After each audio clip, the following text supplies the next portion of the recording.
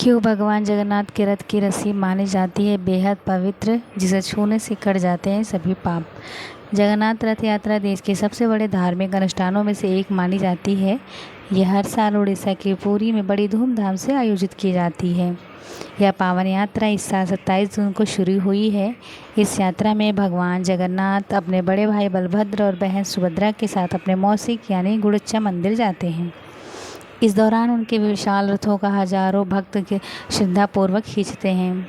इस यात्रा में रथों की रस्सियों को छूना या खींचना बहुत शुभ माना जाता है। कहा जाता है कि ऐसा करने से सभी कष्ट दूर हो जाते हैं और मोक्ष की प्राप्ति होती है। क्यों इतनी पवित्र मानी जाती हैं बाबा जगन्नाथ रथ की रस्सियाँ? भगवान जगन्नाथ के रथ की रस्सियाँ भक्तों के लिए दिव्य आशीर्वाद का प्रतीक है। इन रस्सियों को छूने या खींचने के पीछे कई गहरी मान्यताएं हैं।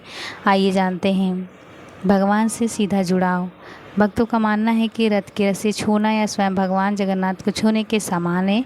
यह एक ऐसा पल है जब भक्त सीधे भगवान से जुड़ सकते हैं और उनकी कृपा पा सकते हैं। यह भौतिक दूरी को मिटाकर सीधे बाबा से जुड़ने का मौका देती है। मोक्ष की प्राप्ति। शास्त्रों में बताया गया है कि जो साधक सच्चे मन से भगवान के रथ की रस्सी को खींचते हैं या छूते हैं, उन्हें जन्म मृत्यु के बंधन से मुक्ति मिल जाती है। इसके साथ ही यह काम हजारों साल की तपस्या के समान माना जाता है। पापों का नाश। ऐसी मान्यता है कि रथ की रस्सी को छूने से व्यक्ति के सभी पाप धुल जाते हैं और पिछले जन्मों के बुरे कर्मों से भी मुक्ति मिल जाती है।